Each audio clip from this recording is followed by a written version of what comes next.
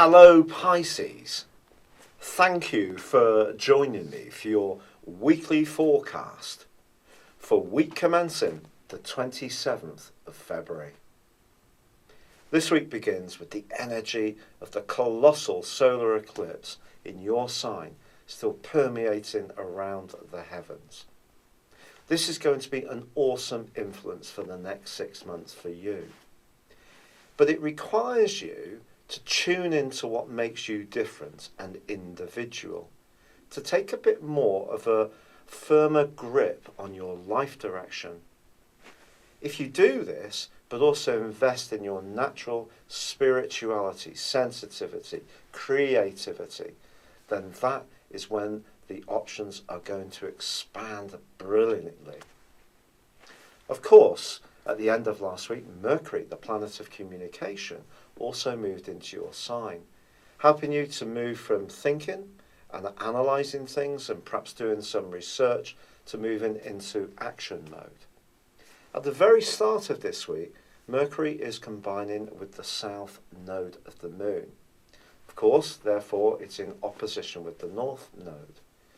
If anyone has ever told you in your past, or you've just had the sense that you can't really be yourself, that you always have to conform more with what others' expectations of you are, this is a significant moment in your whole life, quite frankly.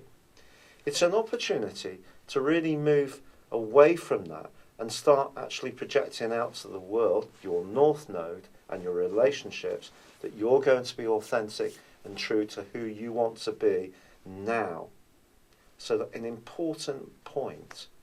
Later in the week, Mercury also starts to combine with Neptune. Neptune, your ruler, of course, and these two, when they're together, well, I just feel that your way of looking at things can become more and more expansive. The ability to take ideas and to look at them in different ways is something that you have a natural capacity for anyway, but this is going to be enhanced. It is true that Mercury is the planet of logic, so it will be important if you are starting anything new that you do investigate your options very carefully and also factually. It can't just be what you want to do, it needs to work for you as well. By the end of this week, the Sun is combining with Mercury, and these two together are just going to speed you on, give you even greater momentum to go on the front foot.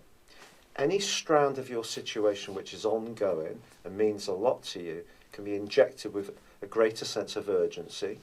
But if there is something that's new that you're trying to get off the ground, this is a key moment because your mind and your energy, your body can work in tandem to drive it forwards. Now, of course, there has been an awful lot of action going on in your 2nd and 8th solar houses. And over the last 10 days until the end of last week, also your 11th house was very active because Pluto was forging a right angle with Mars for the previous 10 days. Fortunately, that is at an end. I think there may have been some situations which you've been encountering which have been a bit heavy, a bit political, and that may not have been very pleasant.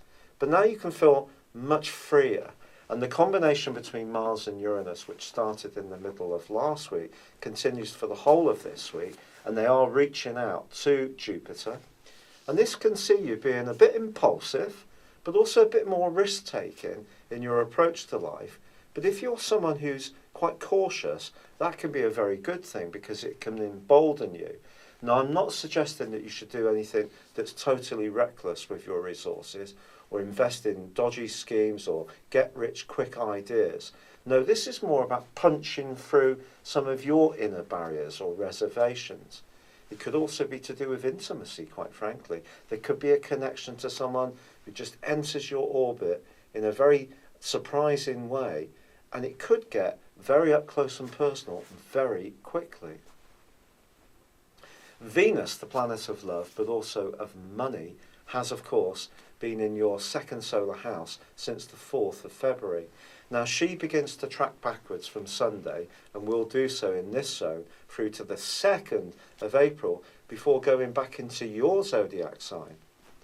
What this means for you, I think, is just go a little bit careful with spending money on the things that are not so important. So if you do splash out, make sure you don't end up with buyer's remorse by making it a valuable thing that can really add to your existence. It's also possible that if you set yourself some kind of goal around a diet at the start of the year in terms of your New Year's resolutions, Venus tracking backwards is just reminding you to keep a grip on the calories and the sugar that you're ingesting.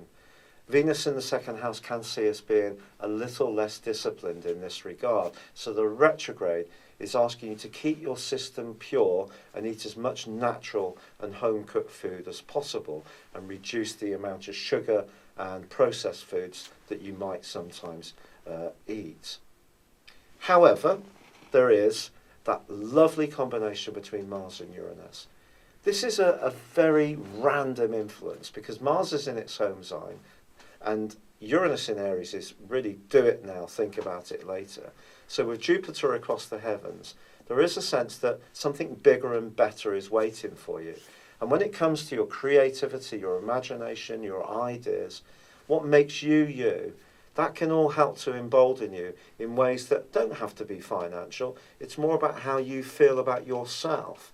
So being a bit daring and going outside your comfort zone can really make you feel alive and stimulated in the most magical of ways. There is a quarter moon as this week draws to a close, and it is in a tender area. And I think it's just kind of saying that although you might want to get that firmer grip on your life direction, do stay tuned into how other people are feeling about it as well. They may have a different relationship with some of the ideas that you have. And that's where Mercury's connection with the nodes earlier in the week is very important. Essential to be true to yourself. That doesn't mean to say that we can forget about the needs of others and their views. It's about being a diplomat and hearing what they have to say or how they feel. At the same time, if there is something you really feel passionate about, this is the week to really go for it. It's been a real pleasure being with you. Thank you for joining me. Good luck and goodbye for now.